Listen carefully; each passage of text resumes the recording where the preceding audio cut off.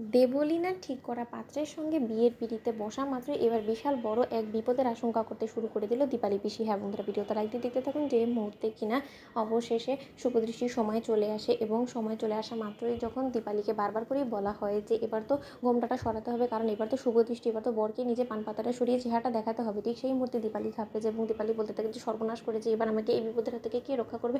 কোনো না কোনোভাবে এবার যদি আমি ধরা পড়ে যাই এবং আমাকে যদি ঘোমটাটা সরানোর জন্য ম্যাডাম আদেশ করে ফেলে, তাহলে আমি তার সেই আদেশ কী করে অমান্য করব? অন্যদিকে যখন শঙ্কর বলতে থাকে যে হ্যাঁ রে মা, এখন তো তোর শুভ দৃষ্টি তাই না, তাহলে এখন তুই কেন তোর মুখটা দেখাচ্ছিস না বলতো? অন্যদিকে যখন দেবলীনা বলতে থাকে যে কী ব্যাপার কুসুম, কেন এতটা নাটকীয়তা তৈরি করছেন, তো সেটাই বুঝতে পারছি না। এতটা সময় লস না করে তোমাকে যেটা করতে বলা হয়েছে তুমি সেটা করো না। কখন থেকে সকলে অপেক্ষা করে আছে, কখন তুমি তোমার পান পাতাটা সরাবে, কখন শুভ দৃষ্টি হবে, কখন মালা বদল হবে, কখন এই বিয়েটা সম্পন্ন হবে? এদিকে তো সকলেরও কাজ পড়ে আছে তাই না?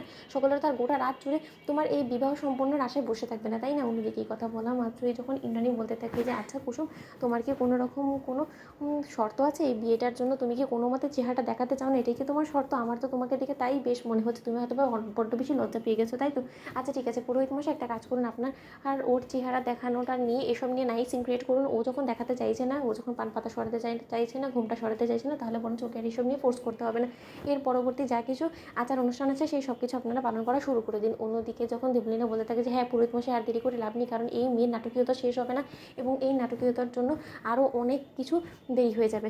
অন্যদিকে দেবলীনা যখন বলতে থাকে এদিকে গুন্ডাদেরকে তো আমি সময় দিয়ে রেখেছি যে আমার নির্ধারণ করা সেই সময়ের পরবর্তীতে ওরা যাতে আয়ুষ এবং ঈশানকে সেখান থেকে ছেড়ে দেয়। যদি সেই সময়ের আগে এই বিয়েটা না সম্পন্ন হয় তাহলে তো মহা বিপদ আমি পড়ে যাব। অন্যদিকে যখন বাড়ির দেওয়াল টপকে কুসুম যখন বাড়ি থেকে বেরিয়ে যায় এবং কুসুম বলতে থাকে যে করেই হোক না কেন সেই গোপন আস্তানায় পৌঁছে আমাকে আয়ুষ বাবু এবং ঈশানবাবুকে সেখান থেকে উদ্ধার করতেই হবে। অন্যদিকে যখন দেবলীনার গুন্ডাদের পেছন করতে করতে অবশেষে যখন সেই গোপন আস্তানায় কুসুম পৌঁছে যায় এবং কুসুম পৌঁছানো মাত্রই যখন আয়ুষ এবং ঈশানকে বলতে থাকে যে ঈশানবাবু, আয়ুষবাবু, আপনারা একদম ঘাবড়াবেন না, আপনাদের এই বিপদে আমি আপনার পাশে আছি।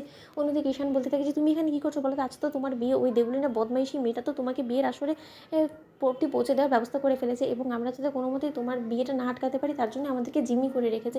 অন্যদিকে আয়ুষ বলতে থাকে যে তাহলে তুমি এখানে কী করছো বলো তো?